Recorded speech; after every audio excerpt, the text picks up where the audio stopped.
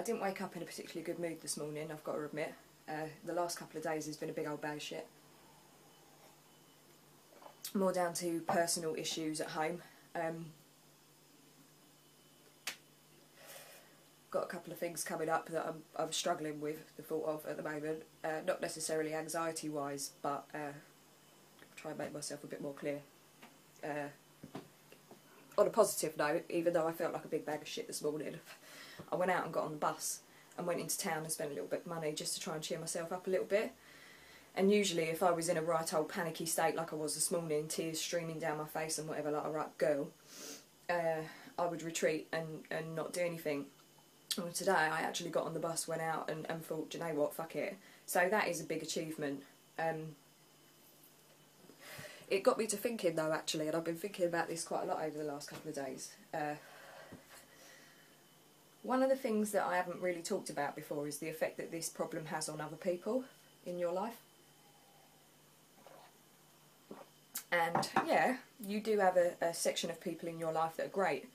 And even if they've never had anything like this before, they're really understanding, they let you be who you are, don't give you any grief over it, you know.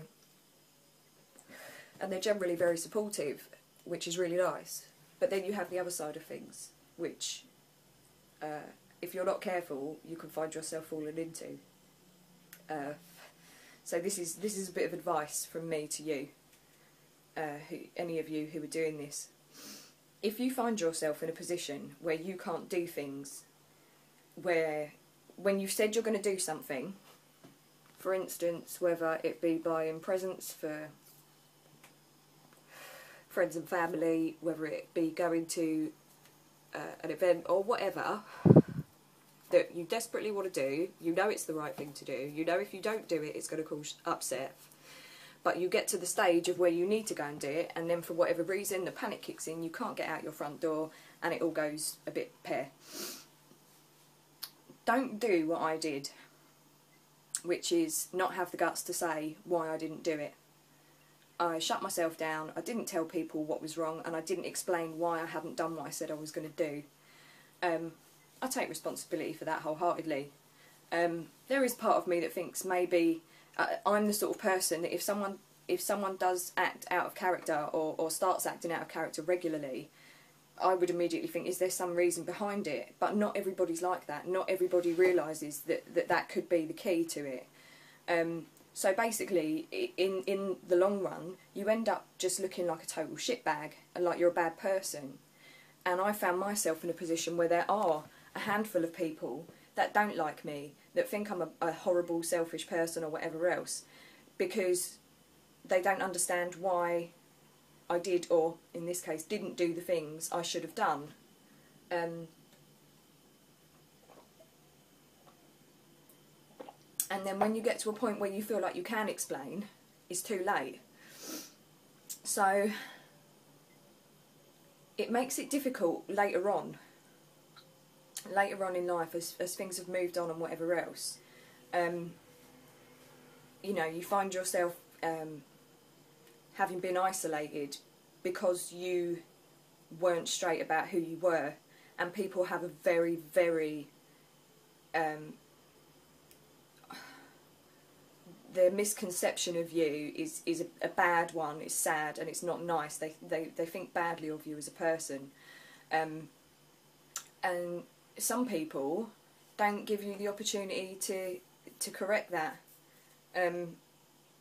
So you find yourself in positions later on where if people don't like you, you know what it's like. If somebody's not liked by somebody, then word spreads and other people start to think, oh, that don't really know, other people start to think, oh, maybe she is a bit of shit, whatever. And then you end up finding yourself in a position where you've got to spend time with people that think badly of you. And it's very difficult because there's a lot of bitterness, there's a lot of upset and whatever.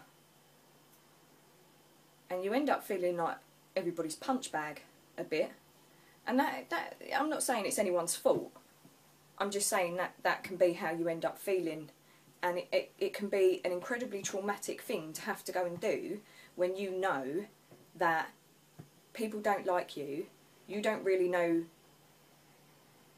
how you can change people's perception of you, and in the end you get to a point where you don't really want to change people's perception, because you kind of think to yourself, well, what's the point anymore? What's the point? Everybody knows who and what I am now. If that isn't enough for people to kind of think, oh, you know, maybe she ain't as bad as we thought she was, or whatever, then what can you do? The difficulty is that when you're trying to recover and whatever else, and you've got to face something that scares you anyway. You're going to a big gathering, or you're going to a party, or you're going to anything where there's going to be people around. You start with your anxiety, you start with your bad thoughts, you start with the guilt and everything else. All the negative thoughts, thought processes kick off again. It's quite upsetting. No one likes being disliked by anyone, do they? Let's face it, no one does. You'd have to be a bit weird if you did. But you end up as an outsider in a situation where you shouldn't really be an outsider. And if you can't come back from that, then it's a shit place to be when you're trying to recover from something like this. The point is how do you recover when you're facing up to things that have caused so much difficulty beforehand in your life? Traumas or upsets or whatever. It's hard to get past the anxiety and the nerves and whatever when you feel like you've got to repair so much.